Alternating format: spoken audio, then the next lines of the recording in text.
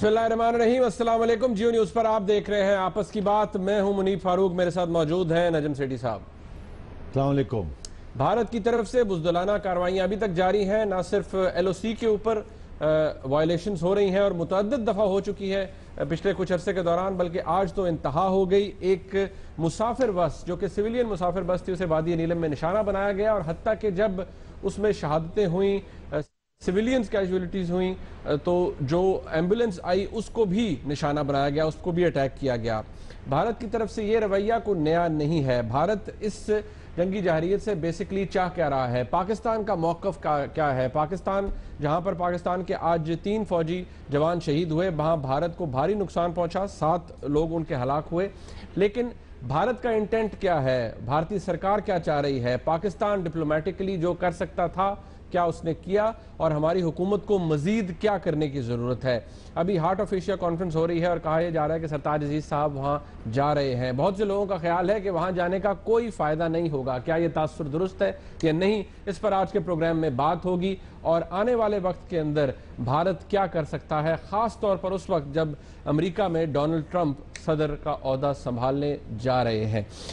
इस हवाले से बात होगी, आगे चलकर बात होगी। गुज़िश्ता रोज़ आपको एक इंडिकेशन दी थी, 24वीं आईनी तरमीम ला रही है और वो हुकूमत की तरफ से एक इनिशिएट किया गया है प्रपोज़ल। अब उसको कितनी तक़वियत मिलती है पार्लियामेंट के अंदर, ये आने वाला वक्त बताएगा। लेकिन क्या उसकी अहमियत है और क्या वो ज़रूरी होनी चाहिए? क्या कानून में इतनी तब्दीली होनी चाहिए या नहीं, इस पर बात होगी। और आगे चलकर ये कि अभी तक डॉन लीग्स का मामला जो है वो अपनी जगह पर मौजूद है। एक कमेटी तो बन गई, उसकी प्रोसीडिंग्स भी गालिबन हो रही हैं, लेकिन कोई कंक्लूसिव बात नहीं आई। वहीं पर पाकिस्तान की सियासत के एक बहुत ही मुनफरद किरदार जनाब शेख रशीद साहब आज भी समझते हैं कि वो एक प्रॉब्लम है और वो अपनी जगह एग्जिस्ट करता है, और जो रेफरेंस वो दे रहे थे उसमें कितनी अहमियत है उस पर भी बात होगी। पाकिस्तान पीपल्स पार्टी खुद को री इन्वेंट करने की कोशिश कर रही है, उस पर भी बात करेंगे आज के प्रोग्राम में। सेठी साहब, लंबा एजेंडा। जी हाँ, लंबा एजेंडा, लेकिन स्टार्ट होगा उस वाक़े से जो अनफॉर्चुनेट वाक़ा आज हुआ। ना सिर्फ वादी नीलम में सिविलियन बस के ऊपर अटैक हुआ, पाकिस्तान के 3, एक कैप्टन तैमूर अली शहीद हुए और 2 फौजी जवान शहीद हुए। इससे बात का आगाज़ करेंगे, लेकिन इसी पे एक रिपोर्ट है, फैक्चुअल रिपोर्ट है, ये रिपोर्ट आप देखिए, फिर इस पर बात करते हैं।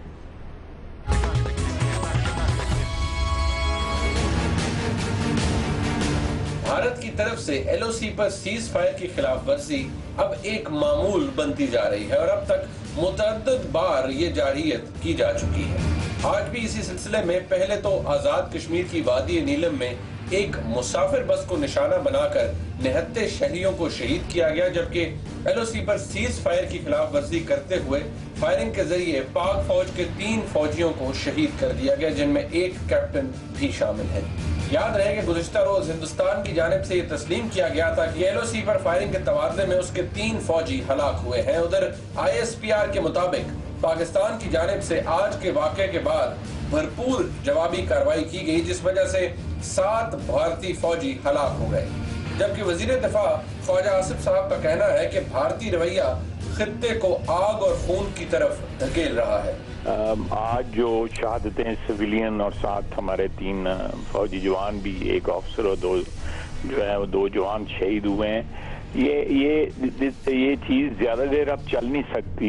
ये खित्ता जो है ना किसी बड़ी जंग में धकेल दिया जाएगा, जिस तरह भारत कर रहा है। उधर ISPR के मुताबिक लाइन ऑफ कंट्रोल पर जारी कशीदगी के दौरान आज पाकिस्तान और भारत के DGMOs के दरमियान राब्ता हुआ, जिसमें एक नकाती एजेंडे पर बात की गई और पाकिस्तान ने अपना एहतजाज भरपूर तरीके से रिकॉर्ड करवाया। यहाँ सवाल ये पैदा होता है कि LOC पर सीज फायर की खिलाफ वर्जियां जिस तरह से भारत कर रहा है, क्या ये किसी बड़े वाक़े का पेश कहमा है? रिपोर्ट आपने देखी, इट्स फैक्चुअल रिपोर्ट। शेठी साहब, सवाल जहाँ से शुरू होता है वो यही कि क्या हम इसे हार्बिंगर समझे कि कुछ बड़ा होने वाला है, और जिस तरह ख्वाजा आसिफ साहब ने आज जियो न्यूज़ से बात कर रहे थे, उन्होंने कहा कि जी लगता है ऐसे है कि ये मामला ऐसे नहीं रुकेगा, ये किसी बड़ी जंग की तरफ धकेला जा रहा है पाकिस्तान को। क्या वाकई ऐसा हो रहा है? माजरत के साथ मैं इत्तेफाक नहीं करता ख्वाजा साहब से। भारत अफोर्ड नहीं कर सकता कोई बड़ी जंग। ये इसलिए नहीं कि वो लड़ नहीं सकता, लड़ तो सारी फौजें सकती हैं आजकल के ज़माने में विद टेक्नोलॉजी, मगर अगर जंग की बात होती है, वॉर, तो भारत की जो इकॉनमी है वो बैठ जाएगी, उनको बड़ा फ़र्क पड़ेगा। हमारी इकॉनमी तो पहले ही बैठी हुई है, हमारे यहाँ कोई ख़ास इन्वेस्टमेंट नहीं है, फॉरेन इन्वेस्टमेंट बहुत कम है, छोटी सी stock market. Bharat depends very critically on foreign investment and on investment climate, and the Bombay stock market is one of the top stock markets in the world. इसलिए मैं ये समझता हूँ कि मुझे एक अमेरिकन सीनियर अमेरिकन डिप्लोमेट ने एक दफ़ा कहा कि एक फिल्म है वो आप ज़रूर देखिएगा, तो मैंने वो फिल्म देखी, उसका नाम था the situation room. The situation room, ये फिर मैंने एक ज़माने में मैंने फंक्शन भी किया था, लोगों को दिखाई थी फिल्म। उस फिल्म में एक सिनारियो पेश किया गया, war between India and Pakistan, कि अगर वॉर होता है तो अमेरिका क्या करेगा, क्योंकि न्यूक्लियर वेपन्स हैं। तो उसमें सिचुएशन रूम में प्रेसिडेंट बैठा हुआ है अमेरिकन, और बाकी उसके सारे एडवाइजर्स बैठे हुए हैं। तो कोई कहता है कि किसी को भेज देते हैं वहाँ मिशन के ऊपर, इन दोनों को कहीं लड़ाई ना करें। कोई कहता है कि पाकिस्तान के न्यूज़ को निकाल दिया जाए ताकि पाकिस्तान न्यूज़ से इस्तेमाल कर सके। कोई कहता है कि यूनाइटेड नेशंस में जल्दी से रेजोल्यूशन पास कर दी जाए इंडिया के ख़िलाफ़ या पाकिस्तान के खिलाफ। तो सबसे जो अहम कंसिडरेशन थी जिसके ऊपर सबने इत्तेफाक किया, उन्होंने कहा इतनी लंबी चौड़ी बात करने की ज़रूरत नहीं है। अमेरिकन एम्बेसी सिर्फ एक, या स्टेट डिपार्टमेंट वाशिंगटन में एक ट्रैवल एडवाइजरी इशू कर दे कि it is not advisable for American to visit India at this time. उन्होंने कहा इसके साथ आप देखिएगा स्टॉक मार्केट गिर जाएगी और India will immediately pull back. एक ट्रैवल एडवाइजरी और फॉरेन इन्वेस्टमेंट वहाँ से भाग जाएगी, और जो फॉरेनर्स वहाँ हैं वो भी जहाज़ पकड़ पकड़ के भागेंगे वहाँ से। पाकिस्तान में तो पहले ही कोई फॉरेनर नहीं है यहाँ से किसने भागना है?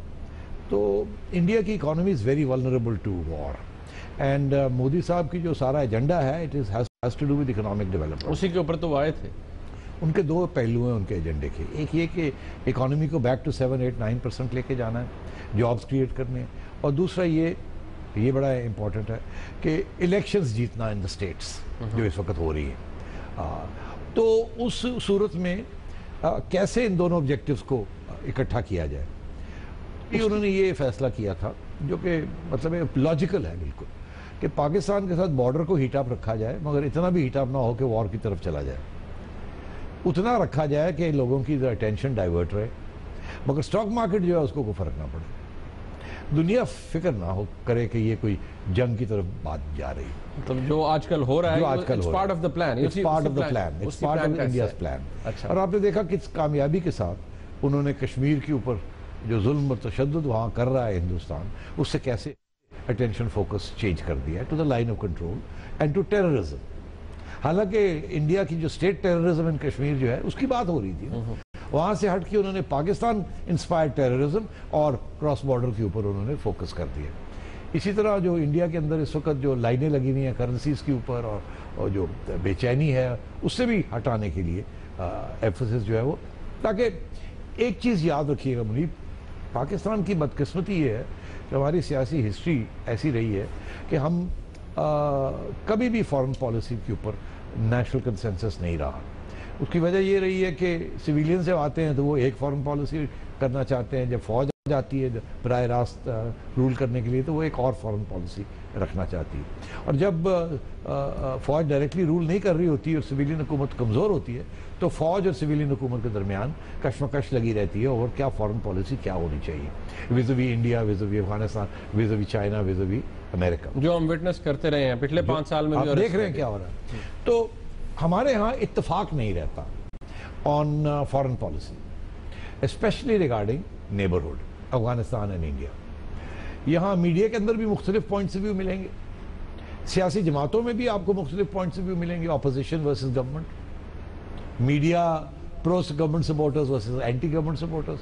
इश्यूज को डिस्कस नहीं किया जाता, अपनी सियासी पोजीशंस को डिफेंड किया जाता है यहाँ, specially on issues of foreign policy. India में ऐसे नहीं है, यहाँ पाकिस्तान की बात आई वहाँ Indian media, Indian parliament, Indian opposition, Indian government, Indian military, सब एक हो जाते हैं, इंडियन जुडिशरी एक पेज पे आ जाते हैं। और इसलिए अगर हिंदुस्तान की नेशनल सिक्योरिटी एस्टैब्लिशमेंट जिसके अंदर जाहिर है all these people are part of the national security establishment, इनके जो मालिक हैं चैनल्स के या अखबारों के जो एडिटर्स हैं या पार्लियामेंटेरियंस हैं अक्रॉस द डिवाइड, जो टॉप लोग हैं, they are all part of the Indian ruling establishment. वहाँ इत्तेफाक हो जाता है। हमारी रूलिंग एस्टैब्लिशमेंट के अंदर डिविजन्स हो जाती हैं on all issues including foreign policy. तो इसलिए इंडिया के अंदर इस वक्त कंसेंसस है एंड नोबडी इज बॉदर्ड कि ये जो लड़ाई झड़पें हो रही हैं यहाँ, इलीट की बात कर रहा हूँ, इसके साथ कोई जंग की तरफ तो सबको पता है कि it's part of a plan, ये प्लान का हिस्सा है, it's part of the plan. Opposition को भी पता है मगर वो क्रिटिसाइज नहीं कर रही। उसको पता है कि नरेंद्र मोदी जो है वो डाइवर्ट कर रहा है अटेंशन, मगर वो भी पाकिस्तान का जो मसला है they dare not speak out against the government and ऐसे ना लगे कि शायद ये पाकिस्तान का मौक़िफ़ को अपना रहे हैं।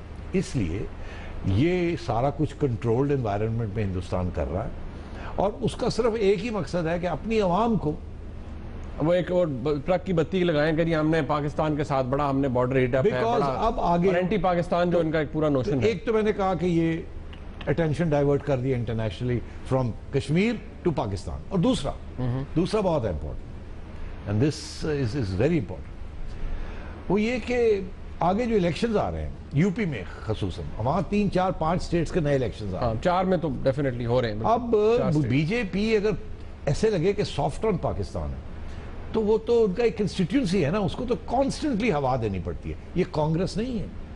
इसलिए जब नरेंद्र मोदी आया था तो अगर आप पुराना कोई क्लिप निकाले, मैंने उस वक्त कहा था कि नरेंद्र मोदी अगर चाहे भी कि पाकिस्तान के साथ कोई ब्रेक थ्रू करे तजारत के ऊपर, ये वो नहीं करेंगे। इनकी कंस्टिट्यूंसी है जिसको फॉर ऑल टाइम्स कॉन्स्टेंटली उसको फीड करना पड़ेगा, और ये बिल्कुल पाकिस्तान की तरफ नरमी नहीं शो करेगा। ये इसको एक भवा बना के, एक बोगी बना के थ्रू आउट हिज टर्म ये रखेगा। अच्छा, और वो बिल्कुल रखेगा। अब मैं आपसे ये आखिरी सवाल, आपका जो सवाल है उसका जवाब, last point that I want to make is this, कोई वॉर शोर की तरफ नहीं जाएगी, इसको कैलिब्रेट करके रखा हुआ है। देखिए ना, स्ट्रेटेजिक स्ट्राइक्स, नॉनसेंस, रबिश है, आवाम को धोखा दे दिया, कोई स्ट्रेटेजिक स्ट्राइक सबूत नहीं, कोई कुछ नहीं, और सारा हिंदुस्तान कहता है स्ट्रेटेजिक स्ट्राइक्स हुई हैं, दिल में पता नहीं हुई, मगर पाकिस्तान के खिलाफ एक महाज बना के रखना।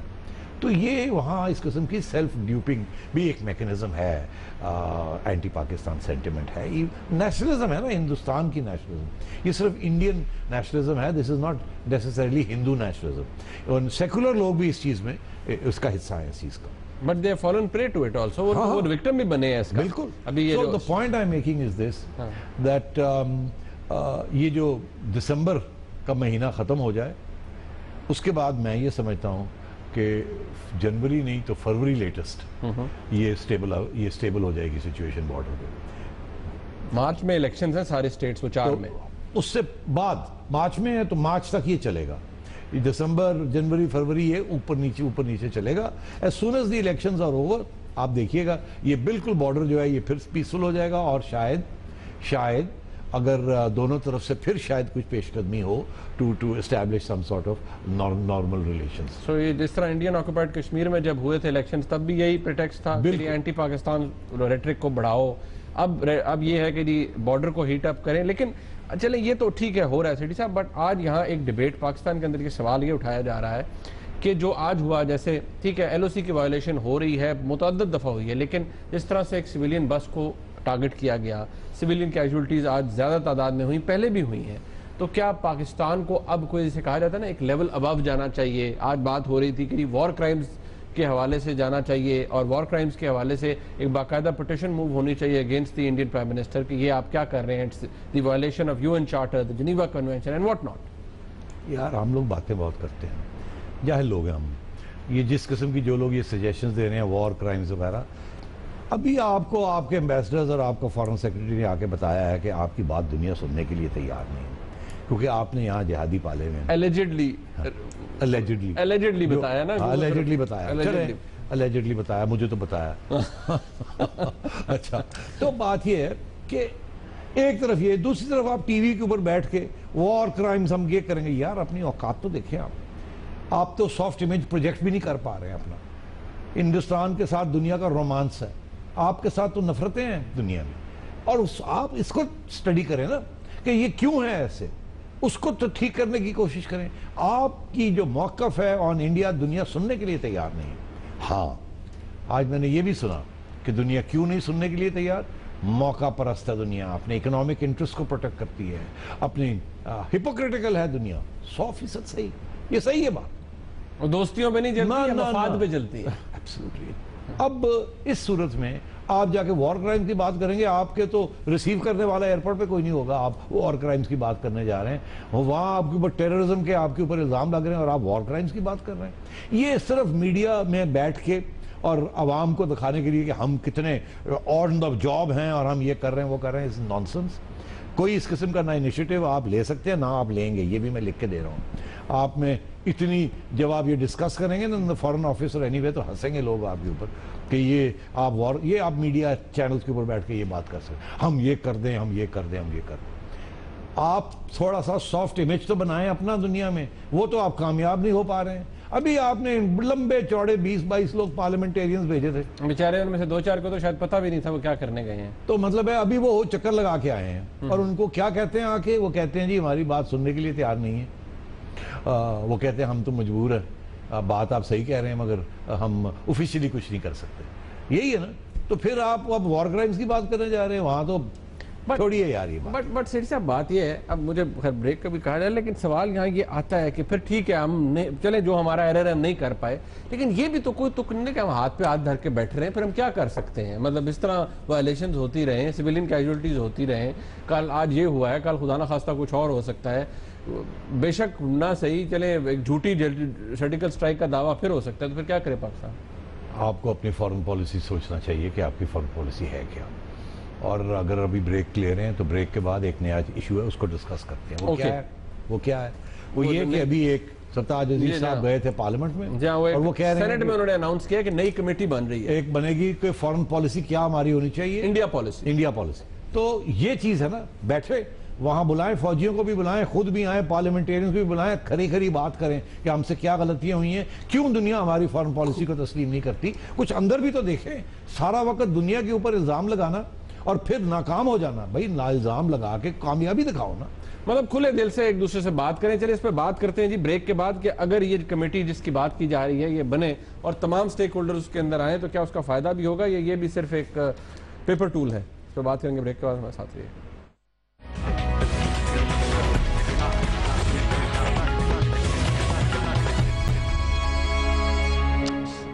ब्रेक से पहले बात हो रही थी कि एक नया इनिशिएटिव लिया गया है जनाब सरताज अजीज साहब की तरफ से, जो कि एडवाइज़र हैं on foreign affairs to the prime minister. उन्होंने कहा है कि एक नई कमेटी बन रही है जो इंडिया पॉलिसी मुरतब करेगी और वो एक उसके अंदर तमाम स्टेक होल्डर्स होंगे। फिर साहब मेरा सवाल ये इसमें मेरे दो सवाल हैं। सबसे पहले तो ये कहा जाता है कि इंडिया पॉलिसी, फिर हम इसके अंदर ठोस देते हैं कि कश्मीर का भी।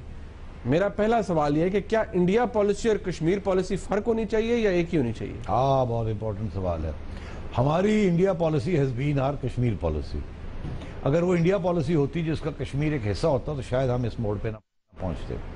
मुझे याद है 90s में जब हमने जिहाद नॉन स्टेट एक्टर्स के जरिए टैप ओपन कर दिया था, हमारा ख्याल था कि हम लिबरेट कर लेंगे कश्मीर को और कश्मीरी पाकिस्तान का हिस्सा बन जाएगा। और मुझे ये कहते थे द डिफेंडर्स ऑफ जिहाद, वो ये कहते थे कि जी हम इंडिया को ब्लीड कर रहे हैं।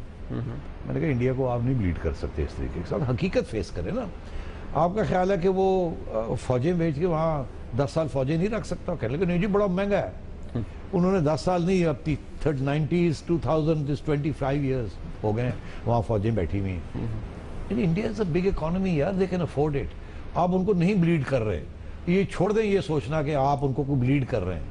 अलबत्ता ये ज़रूर है कि you need to support the cause of the Kashmiris, मगर जब आप डायरेक्ट इंटरवेंशन करते हैं ना तो आपको दुनिया की हमदर्दी नहीं मिलती, सीधी सी बात है। और आजकल के दौर में कोई भी रियासत, ना आप हिंदुस्तान को, अफगानिस्तान को, बलूचिस्तान में सेपरेटिज्म को सक्सीड करने देंगे, ना हिंदुस्तान कश्मीर को या कश्मीरियों को सक्सीड करने देगा टू सक्सीड। ये नहीं हो, दिस इज़ नॉट पॉसिबल। आजकल की जो रियासतें हैं और short of a nuclear war जो कि दोनों को डिस्ट्रॉय कर देगा, कन्वेंशनल वॉर के साथ भी आप नहीं कर सकते। तो then you have to devise new methods कि अपना मौक़िफ़ जो है वो ना कन्वेंशनल वॉर से हो सकता है। ऑपरेशन जिब्राल्टर कन्वेंशनल वॉर से 65 में नहीं हुआ, कारगिल के साथ नहीं हुआ, ठीक, और जिहाद के साथ नहीं हो। तो इसका ये मतलब है कि there is a fundamental error in this. वो क्या है? I think that is what you need to look at, that is where you need to focus कि क्या, how do you best promote the cause of Kashmir.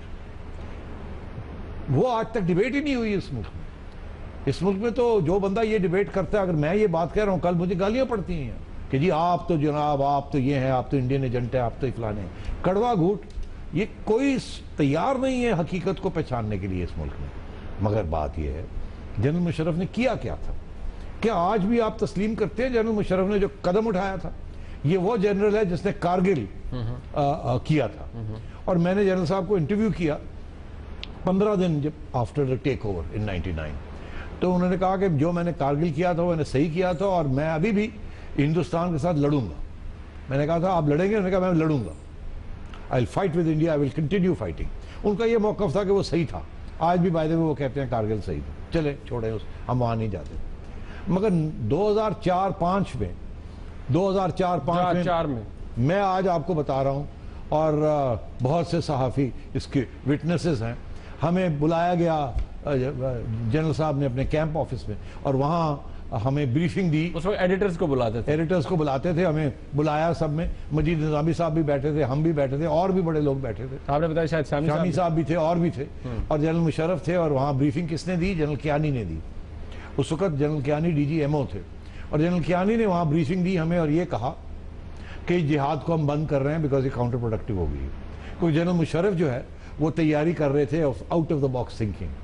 यानी कि 4 सालों में उनके पास भी उन्हें एहसास हो गया था कि बाहर बैठ के एक बात होती है, अंदर बैठ के अब इस मसले को हल करना है। और ये हल नहीं हो सकता जिहाद के साथ, ना ही ये हल हो सकता है जंग के साथ। ये वो शख्स है जिसने जिहाद भी की और जंग भी की, उन्हें ये एहसास हो गया था। और उन्होंने जो out of the box thinking की वो आज तक, उससे ज़्यादा इनकलाबी बात आज तक किसी ने नहीं की। और उनको दाद देनी चाहिए हमें कि एक फौजी ने ये बात सोचा कि ये हम जो कर रहे हैं ये ठीक नहीं है, और तरीका होना चाहिए। और वो जो खुर्शीद कसूरी कह के थक गए हैं कि जी हमने पूरा एजेंडा बना लिया था, इतना आगे हम चले गए थे, ये बहुत बड़ी अचीवमेंट है। मगर हुआ क्या? उसके बाद वो सारे की सारी चीज़ ठप हो गई, इंडिया में भी ठप हो गई और आपके यहाँ भी ठप हो गई। और आज ये दिन है कि आप लोग फिर लड़ाई झगड़े की तरफ बढ़ गए। पीपल्स पार्टी आई 26/11। तो मैं ये कह रहा हूं कि एहसास भी होता है, मगर फिर इसके लिए बड़ी पॉजिटिव स्ट्रांग लीडरशिप चाहिए, सिर्फ एक तरफ नहीं दूसरी तरफ भी। उस वक्त यहाँ एक डिक्टेटर था जिसको सब फॉलो कर रहे थे because there was no choice. Even in the military उसको क्वेश्चन कोई नहीं कर सकता। बट उन्होंने भी अपनी पोजीशन चेंज कर ली थी। और उधर वाजपेयी साहब थे जिन्होंने अपनी पोजीशन चेंज की थी। आज सूरत हाल ये कमजोर हुकूमत है आपकी सिविल, जो कि फॉरेन पॉलिसी में नहीं इनिशिएटिव ले सकती, अगर वो चाहे भी तो नहीं ले सकती। कोई स्पेस मिली भी नहीं। और उधर एक ऐसी बड़ी हुकूमत बैठी हुई है जो कि काउंटर अग्रेशन करना चाह रही है, और वो इसको इस एजेंडे को हॉस्टाइल एजेंडा रखना चाह रही है इंटरनल रीजंस के लिए। तो मैं ये समझता हूँ कि बात छिड़ी उस कमेटी से बात छिड़ी ना कि क्या फाइनली ये वो इनिशिएटिव है? वो इनिशिएटिव जो है ना, ये भी नहीं चलेगा। मैं आपको बता दूं, ये कमेटी भी नहीं चलेगी। मैं आपको बताऊं क्यों। टाइम है ना? हाँ। देखिए, एक तो मिस रिपोर्टिंग हो गई है थोड़ी सी। इसमें जो पढ़ी अखबारों में जो आया है, जो आज हम पढ़ रहे हैं, अभी मैंने सुना है कि ऑफिस ने एक प्रेस रिलीज भी दी है क्लैरिफाई करने के लिए। मिस रिपोर्टिंग ये होगी कि जी कोई कमेटी बन रही है जिसके अंदर interior secretary, defence secretary, information secretary, foreign secretary, और फिर पार्लियामेंट के अंदर जो मुख्तलिफ कमेटीज हैं उनके चेयरमैन जो हैं, ये सारे एक जगह पे बैठेंगे और एक foreign policy, India centred, Kashmir centred foreign policy एक बनाएंगे या डिस्कशंस करेंगे। ऐसे नहीं है। ऐसे नहीं हो रहा। मैंने अभी सरताज अजीज साहब से बात की वो क्लैरिफिकेशन लेने के लिए, उन्होंने कहा ऐसे नहीं हो रहा। हो ये रहा है कि पार्लियामेंट के अंदर एक senate resolution, senate committee of the whole, उन्होंने सबने कहा था कि हमें ब्रीफ किया जाए, हमें बताया जाए कि फॉरेन पॉलिसी है क्या। तो इन्होंने एक कमेटी इंटरनल गवर्नमेंट ने बनाई है जिसके अंदर ये सब लोग होंगे, जो कि सेनेट की मुख्तलिफ कमिटीज जो हैं उनको जाके ब्रीफ करेंगे। ये नहीं कि वो इनकी कमेटी में बैठेंगे और वो फॉर्मुलेट करेंगे foreign policy. Foreign policy government formulate करती है, पार्लियामेंट नहीं करती। पार्लियामेंट से अप्रूवल ली जाती है, मगर फॉर्मुलेशन जो होती है वो गवर्नमेंट करती है, ब्यूरोक्रेसी करती है, एडमिनिस्ट्रेटिव प्रोफेशनल्स करते हैं, एंड पॉलिटिशियंस एंड गवर्नमेंट करते हैं। तो ये कमेटी जो बनेगी ये है internal administrative committee of the government, जो कि जाएगी और ब्रीफ करेगी टू ईच ऑफ दीज। ज़ाहिर है जब ब्रीफिंग होती है तो वहाँ पर इंटरेक्शंस होते हैं, क्लैरिफिकेशंस होती हैं, इनपुट होती है थोड़ी बहुत, बट दिस इज़ इट, इससे ज़्यादा कुछ नहीं है। मैं समझता हूँ इसकी कोई माने नहीं है, बिकॉज फॉरेन पॉलिसी ना इंटीरियर सेक्रेटरी बनाता है, ना इंटीरियर इंफॉर्मेशन सेक्रेटरी बनाता है, ना ही डिफेंस सेक्रेटरी बनाता है, ना सरदार अजीज साहब। और फॉरेन पॉलिसी बनती है, एक तरफ सिविलियंस बैठ के सोचते हैं क्या करना है, दूसरी तरफ फौज सोचती है, फौज के लीडर सोचते हैं, और अगर आपस में एक सफ़े पे ये ना हो तो कोई फॉरेन पॉलिसी नहीं होती और एक खींचाताई होती रहती है, जो कि हाँ यहाँ हो रही है, सीधी सी बात। ओके, ब्रेक का वक्त है, यहाँ पर ब्रेक जरा ले लेते हैं, ब्रेक के बाद वापस आएंगे। इस हवाले से हमने तफसीली बात की कि पाकिस्तान का प्रॉब्लम क्या है, भारत जो कर रहा है, पाकिस्तान के अंदर रिस्पॉन्स अगर होना चाहिए तो हमें ज़रा थोड़ी सी इंट्रोस्पेक्शन भी करनी चाहिए कि हम कहाँ गलत है, ताकि हम अपनी फॉरेन पॉलिसी को दुरुस्त तरीके से आगे लेके चलें। ब्रेक के बाद वापस आएंगे तो बात होगी कुछ सियासत की, कुछ 24वीं आईनी तरमीम की। हमारे साथ रहिएगा।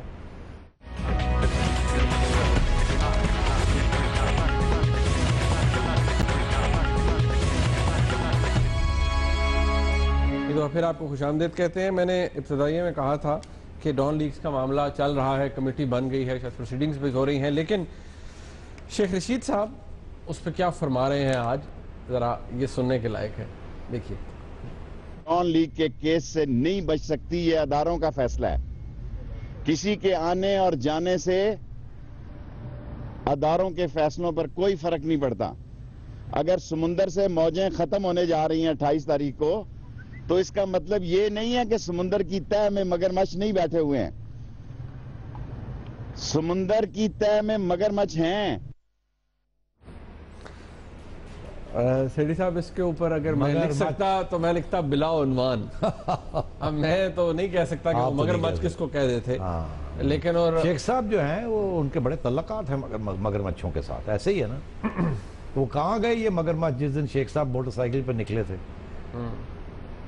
याद है आप? जी जी। उस दिन बड़े तो इम्कान था ना कि मगरमच्छ सारे सड़कों में आएंगे, पीछे से कोई, कुछ भी नहीं हुआ। क्या हुआ? ये ड्रामा। शेख साहब तो मास्टर ऑफ ड्रामा है ना। मेरे तो बड़े दोस्त हैं, कभी कभी मेरे से प्यार भी करते हैं, टीवी के ऊपर लगा जाते हैं चलते चलते, मगर दुबई आके कहते हैं मैच भी देखना। हाँ, जाहिर है, फिर वो तो मैं होस्ट हूँ। अच्छा, तो बात ये है कि मेरे तो बड़ी तल्लकात है शेख साहब से, आई लव हिम। शेख साहब ने एक दफ़ा ये इंटरव्यू दी जुगनू मोहसिन साहबा को और रो पड़े उसमें, और जुगनू ने फिर रुला दिया ना उनको, तो पुरानी बातें यादें दिला दी उनकी, वालदैन की एंड सो ऑन। तो he is a very nice guy और ग्रेट फन। अयूब खान के ज़माने से ये रिपोर्ट दे रहे हैं। उस ज़माने में भी इल्ज़ाम लगते थे ना इन पे, ये स्टूडेंट लीडर थे। अच्छा अच्छा। तो इनके तल्लकात मगर बच्चों से उस ज़माने से है। ना गए, नहीं, कट जाएगा। नहीं, शेख साहब कह रहे हैं, मैं तो नहीं कह रहा। अच्छा, देखिए शेख साहब कह रहे हैं। शेख साहब चले जो कह रहे हैं, हाँ। उसके ऊपर मेरा सवाल ये है कि शेख साहब उम्मीद लगाए बैठे हैं उन यार शेख साहब को पता नहीं सदियां हो गई उम्मीदों में बैठे हैं। वो कहते हैं फैसला हो गया, इदारों का फैसला, नहीं छोड़ना डॉन लीग्स पे, नहीं छोड़ना। तो मैं कह रहा हूँ ना, नहीं छोड़ना बड़ी अच्छी बात है। इदारों का फैसला हो गया, इदारे का, इदारों का क्या, इदारे का, तो अच्छी बात है, करें ना उसको परस्यू, देखे क्या होता है, करें ना, हम तो कहते हैं करें। ये बिल्कुल ये जैसे डॉक्टर आसिम का केस है ना, ये वैसे ही रिबाउंड करेगा। लेकिन सेठी साहब, मैं नॉट टू से मतलब इस कॉन्टेक्स्ट में, लेकिन ये बड़ा डिमीनिंग नहीं है ये बार बार कहना है जी समुंदर से मौजें 28 को ख़त्म हो रही, क्या मतलब समुंदर से मौजें? अगर एक आर्मी चीफ बड़े ऑनरेबल तरीके से अपने 3 साल प्रोफेशनल करियर के एज आर्मी चीफ रिटायर हो रहे हैं, तो ये क्या ये शेख साहब जैसे लोग उनको गुमराह करने की बड़ी कोशिश की? नहीं, मैं कई टेलीविजन पे भी देख रहा था, जो एक ज़माने में लोग उनके मतलब वाह वाह करते थे, अब कह रहे थे जी बड़ा धब्बा लग गया और पता नहीं क्या लग गया। वो तो टीवी पे तो जो लोग इनके गीत गाते थे और कहते थे मार्शल लॉ लगाओ, वो अब अभी तक तो उन्होंने टीवी पे कुछ नहीं कह रहे उस तरीके से, मगर जो उनके कॉरेस्पॉन्डेंसेस हैं जो ये व्हाट्सएप ग्रुप्स के अंदर इतनी तो गलत बातें कर रहे हैं। तो मतलब है ये वो लोग हैं जिनको लोग आगे लगा लेते हैं, फिर छोड़ के चले जाते हैं, फिर इनकी समझ नहीं आती कि अब कहाँ जाएं, ये बेवा हो जाते हैं, कोई ऑर्फन्स हो जाते हैं, फिर इनको गुस्सा चढ़ता है, फिर कोई चाहता है फिर आगे लगा लेता है। तो ये this is part of the medias history, कोई ऐसी नई बात तो नहीं है। बट शेख साहब की रिलायंस वेल प्लेस्ड नहीं है। नहीं, शेख साहब की हिस्टोरिकल रिलायंस पे पर्टिकुलर रिलायंस नहीं। हिस्टोरिकली तो समुद्र में तो मगरमच्छ इतने नहीं होते जितने दरिया में होते हैं। अब मगर शेख साहब के जो वो हैं मगरमच्छ, वो समुद्र के मगरमच्छ है। ये कमाल का एक नई बात आज आपने। हाँ, ये कोई मगरमच्छ किसी और ही किस्म के कोई मगरमच्छ। समुद्र में तो शार्क्स होती हैं। हाँ, समुद्र में मतलब, लेकिन मेरा सवाल आपसे है कि शेख साहब जिस उम्मीद पर बैठे हैं वो उम्मीद भर होती नजर आती है? वो कहते हैं नहीं, ये पूरा एक कैंपेन अब चलेगी। कैंपेन ये चलेगी और चल रही है। उसके दो पहलू, एक ये कि जो भी नया शख्स आए वो बिल्कुल वही पॉलिसीज, हर पॉलिसी वही फॉलो करे जो कि आउटगोइंग चीफ कर रहा है और उनके जो इर्द गिर्द साथी हैं। ये उसका हिस्सा है कि छोड़ना नहीं। This is a message for the new chief, it is not about the old chief, it's a message for the new chief. और क्यों ये मैसेज, जरूरत क्या आ रही है ये बात करने की? क्योंकि एहसास है कि जो नया बंदा आता है वो हमेशा पुरानी पॉलिसी जो है उसको पहले गौर से देखता है, because he is always been at arm's length in the formulation of that policy. And it's not necessary that the new man और the new team that will eventually in the next 6 months जो emerge करेगी, they may think differently, tactically, not strategically. Strategically तो बड़ा clear है, but the tactical day to day manoeuvring कि इस पे yes, इस पे नो, इस पे इतना आगे, इस पे नीचे जाना, इसको प्रमोट करना, इसको नहीं प्रमोट करना, इसको इस तरीके, that changes in every new leadership. तो मैं ये समझता हूँ कि सिविल मिलिट्री रिलेशंस बेहतर होंगे next year, only because prime minister भी इसको नए अंदाज से देखेंगे और जो नया चीफ आएगा वो भी एक नए अंदाज से देखेगा। और ये जो इशू है, ऑब्वियसली ये डॉन लीग्स वाला जो भी हुआ, ये आपको लगता है कि इशू रहेगा या एक नॉन इशू बन जाएगा? देखिए, अब एक कमेटी बन गई है, जहाँ बन गई है, जिन्होंने कहा है उसकी एक रिपोर्ट आएगी। सिरिल को पहले बुलाएंगे ना? वो बुला लिया उन्होंने, बाय द वे उनके 2-3 सेशन हो भी गए, मैंने सुना। अच्छा, हाँ, उस दिन वो पता लग गया था हमें। हाँ, वो बाद में इन कैमरा हो रहा है। हाँ, वो जो भी है, और ये पूरी रिपोर्ट आएगी। रिपोर्ट के बाद डेड एंड आ जाएगा, और अगर डेड एंड नहीं आता, इल्ज़ाम लगेगा किसी के ऊपर, तो वो कमेटी की तो एक, इट्स नॉट बाइंडिंग एनीथिंग। वो तो एक कहेगी जी हमारा ये ख्याल है, सर्कमस्टांशियल एविडेंस ये शो करती है कि फलाना था या फलाना था, बट एविडेंस बियॉन्ड दैट तो कोई नहीं होगी ना। और ये भी मैं आपको बता दूं कि अगर खुदा न ख्वास्ता from the Noon's point of view, not my point of view, Noon's point of view, अगर ये आइडेंटिफाई भी कर लेते हैं, सर्कमस्टांशियली भी आइडेंटिफाई कर लेते हैं कि कहाँ से लीक हुई, तो नवाज शरीफ साहब डिच कर देंगे उस शख्स को। हाँ, जी जाओ, तुसी फारग हो गए, फड़े गए हो, अगर ना फड़े जाते तो तुसी रहना सी, तो फड़े गए हो तो लगे जाओ। मियाँ साहब भी तो बड़े प्रैक्टिकल सियासतदान, तो वो he'll sacrifice whoever needs to be sacrificed। शुक्र करे आपने नहीं ली किया, आप भी सैक्रिफाइस हो जाते। अल्लाह रहम करे, अल्लाह रहम करे।